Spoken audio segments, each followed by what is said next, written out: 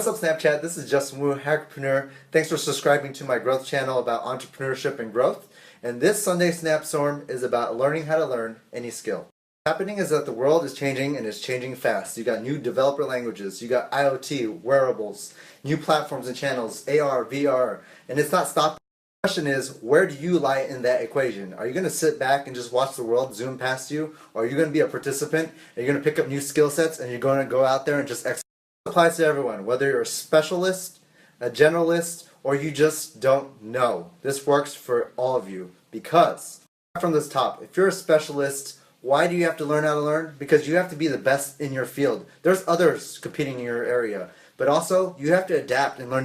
As a specialist, you might be learning a dead language. You might be learning a dead trait that will be disrupted and wiped out. And if you can't adapt, you will. Now, if you're a generalist, learning how to learn is essential. You're going to be distracted. You're trying to do everything you can. And in order to do so, you have to be organized and you have to be methodical. You have to be methodical and systematic. You're going to try to hit a lot of different topics. You're going to learn email, SEO, all these different topics. So you should spend your best time to learn and learn fast so you can progress. Those that don't know where they're going, whether they be a specialist or generalist, they don't know what direction, what career. This is really, really important. If you don't know what you want, you have to experiment. You have to try a lot of new things out. You have to find what makes you tick. And in order to do that, you have to be able to find different topics. So what everybody needs is a framework to learn how to learn, to be able to be responsive. And there is somebody that actually created a framework named Tim Ferriss.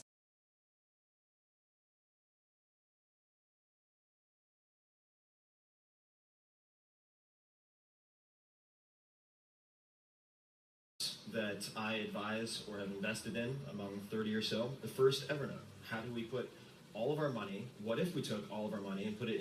I talk about the DISC system. I read about it, but I've been practicing a very similar system all my life. I'm going to put my notes on top of his and give that to you. So D stands for deconstruction, deconstructing a topic. We all know this. We all try to do it. There's multiple ways to learn a subject, right? The first obvious approach to deconstruction is finding an expert in the topic, somebody who has experience that can come and break it down for you. A lot of people don't do this. Another way, reverse engineer. Go find the end product and then work your way back. Find an expert, somebody who did it very well, then figure out how they did it. Third way is what I talked about before. Just do it one step at a time. Cut things up in bits and pieces so it's digestible and that you can progress and make progression. Think of it like the alphabet. You start making words, sentences, essays, books, and novels. It scales like that. A lot of people love to jump shortcuts and then they hit. Number 4 is multimedia learning. What you have to do is to tap into every single channel as much as possible. Don't make a book stand in your way just because the book sucks. You see this at schools the most, universities. Oh, this textbook sucks, so I'm going to fail the class. Well, you could have gone to Khan Academy. You could have picked up another exact same book and same topic. The 5th way is cross-training. Think of it like MMA, learning different fighting styles to combine that all together, to play multiple sports so that you can become more athletic, playing multiple instruments so that you can become more musically talented. Now that's creating great foundation skills that will help you deconstruct and then you can hit new topics. A lot of people struggle to deconstruct the topic and because of that they fail to learn, and because they fail to learn, they fail to grasp the subject and they give up and they do not feel that they can. Have to do as an entrepreneur or as an individual is just go out there and just say, I'm going to go learn that. Don't be afraid or intimidated just because you're an introvert, just because and after you get past the point that you do want to learn, you want to execute, what you need to do is you just need to map out the whole subject. You have to spend time. So I'll give you a real life example, tennis. I go out and map out every single stroke. Forehand, backhand, slices, serve, volley. What you need to do is just have a plan. A lot of people just jump and try to learn something without understanding what they need to learn. That's the biggest problem. Selection is about mapping out the whole process so that you can select what topics you'd love to cover in that given area. The next part of the DISC plan is sequence. Now that you selected all the different topics that you'd love to learn to help you become the best at that subject, now that you selected all the topics that you want, you can sequence them based on progression. Now that you have a plan, now you have a plan of execution. Then the last S in DISC is stakes. Now what Tim Ferriss says that If you're trying to put a goal and you don't accomplish it, then it's going to cost you. He has a really extreme example where he bets money if he fails on a subject or fails to hit a certain goal that he has to pay his charity. I think that's extreme. The point though that I think he's trying to make is that you ultimately have to keep yourself accountable to execute and learn. And in order to do that, you have to set goals. Understand that if you do not hit the accountability goals, that you're going to pay for it. Like your startup's not going to advance. You're not going to get that deal.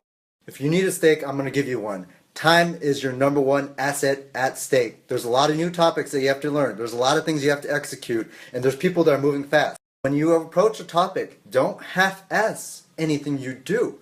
Try to learn and do as much as you can in the short amount of time because there's so much. Challenge you by go take an outside class, any topic. You'll see everybody just sitting there trying to get spoon-fed knowledge. That's not how it works. Out with a really good example. If you want to find people who've deconstructed, resequenced, and selected the information you need to learn, go check out the online learning. Online schools like Udemy, Udacity, Khan Academy, any of these online learning schools, the fact that they cut up things in subjects and spoon proof why teaching is one of the best forms of actually learning and truly understanding a topic because you are deconstructing, reselecting, and sequencing that. Example again, photography learning on Udemy.com. This guy just deconstructed it all, reselected, and sequenced the information in order. With that, thank you for watching my long snapstorm. Feel free to hit me up. Let me know what you're currently working on. Let's just work on each other to keep each other accountable. Hopefully I'll cover all the different topics I'm learning. My goal is to motivate you to execute and learn fast, and I'm going to learn as much topics as possible, and I want to show that to you. Need experts to talk to about your specific subject. Again, go to platforms like Twitter, LinkedIn, Meetup.com, Eventbrite, and just ask. It doesn't hurt.